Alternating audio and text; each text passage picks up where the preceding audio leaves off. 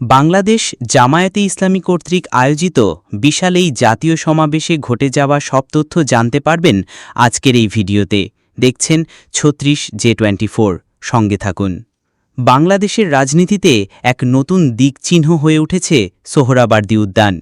১৯ জুলাই শনিবার রাজধানীর ঐতিহাসিক সোহরাওয়ার্দী উদ্যানে অনুষ্ঠিত হয়েছে বাংলাদেশ জামায়াতে ইসলামীর জাতীয় সমাবেশ।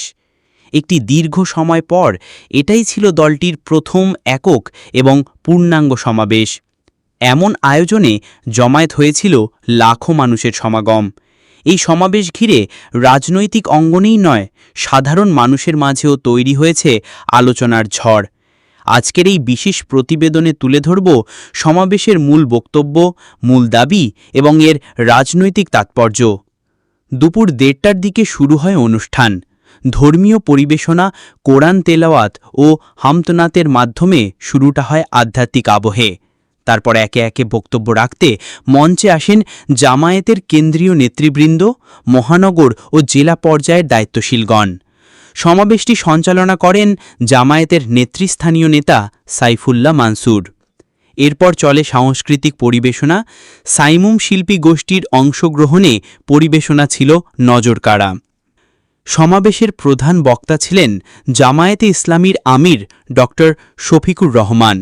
তার বক্তব্যে উঠে আসে দলের ভবিষ্যৎ রাজনৈতিক রূপরেখা এবং দেশের চলমান পরিস্থিতি নিয়ে গভীর উদ্বেগ। তিনি বলেন, বাংলাদেশে একটি নিরপেক্ষ নির্বাচন ছাড়া গণতন্ত্র সম্ভব নয়। তিনি তুলে ধরেন দলের ৭ দফা দাবি, যার মধ্যে রয়েছে সংবিধান ও রাষ্ট্র ব্যবস্থার মৌলিক সংস্কার, গণহত্যার বিচার এবং সংখ্যানুপাতে প্রতিনিধিত্ব নিশ্চিত করার জন্য নতুন পদ্ধতির নির্বাচন চালু করার আহ্বান। ডক্টর শফিকুর রহমান তাদের ৭ দফা দাবির কথা বলেন স্পষ্ট ভাষায়। চলুন শুনে নিই ঠিক কী ছিল সেই ৭ দফা। ১. একটি অবাধ, সুষ্ঠু এবং গ্রহণযোগ্য জাতীয় নির্বাচন আয়োজন। ১৯৭১ থেকে শুরু করে সব গণহত্যার আন্তর্জাতিক মানের তদন্ত এবং বিচার। ৩.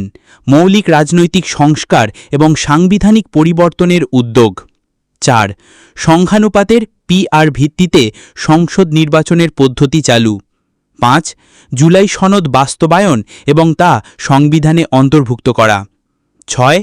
প্রবাসী ভোটারদের ভোটাধিকার নিশ্চিত করার জন্য ডিজিটাল ভোটিং সিস্টেম চালু। ৭. রাজনৈতিক নির্যাতনের শিকার ব্যক্তিদের পুনর্বাসন এবং ক্ষতিপূরণ।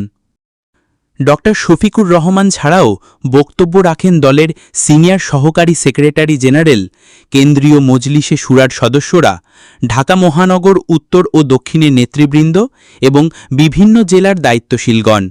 তারা বলেন, বর্তমান অবস্থা থেকে জাতিকে উত্তরণের জন্য প্রয়োজন একটি অন্তর্বর্তীকালীন সরকার, সংবিধান সংস্কার এবং জনগণের সার্বিক মতামতের প্রতিফলন।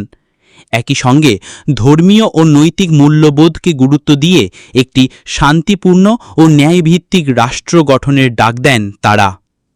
এই সমাবেশে অংশ নেয় ন্যাশনাল সিটিজেন পার্টি, সংক্ষেপে NCP। তাদের নেতারা বলেন, বাংলাদেশে এখন সময় এসেছে একটি জাতীয় ঐক্যমতের ভিত্তিতে জুলাই সনদ বাস্তবায়নের। তাদের মতে এই সনদের মাধ্যমে রাষ্ট্র ব্যবস্থা নতুনভাবে গঠিত হবে, যেখানে সব দলের অংশগ্রহণ নিশ্চিত হবে এবং জনগণের অধিকার প্রতিষ্ঠিত হবে। বাংলাদেশ জামায়াতে ইসলামীর এই সমাবেশকে কেন্দ্র করে আবারও সরব হয়ে উঠেছে রাজনৈতিক অঙ্গন। দলটির বিরুদ্ধে অতীতে নানা বিতর্ক থাকলেও তাদের এই শান্তিপূর্ণ এবং সুসংগঠিত সমাবেশ একটি বার্তা দিয়েছে স্পষ্টভাবে। তারা আবারও রাজনৈতিক ময়দানে ফেরার প্রস্তুতি নিচ্ছে।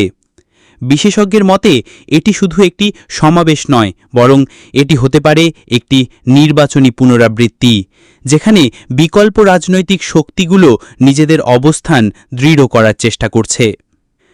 বিশাল এই সমাবেশ শুধু একটি দলের কর্মসূচি নয়, বরং দেশের রাজনীতিতে একটি বড় ধরনের বার্তা। দেশবাসী এখন অপেক্ষায় এই বার্তার জবাব কিভাবে দেবে অন্যান্য রাজনৈতিক দলগুলো। নির্বাচন আসন্ন, জনগণের প্রত্যাশা তুঙ্গে, আর এই সমাবেশ সেই প্রত্যাশাকে আরও এক ধাপ এগিয়ে দিয়েছে। দর্শক, এই জাতীয় মহাসমাবেশকে ঘিরে আপনার মূল্যবান মতামত অবশ্যই কমেন্টে জানাবেন, আর চ্যানেলটি সাবস্ক্রাইব করে রাখুন পরবর্তী আপডেট পেতে। আজ এতটুকুই, আগামীতে দেখা হবে 36 J24 এর পর্দায়।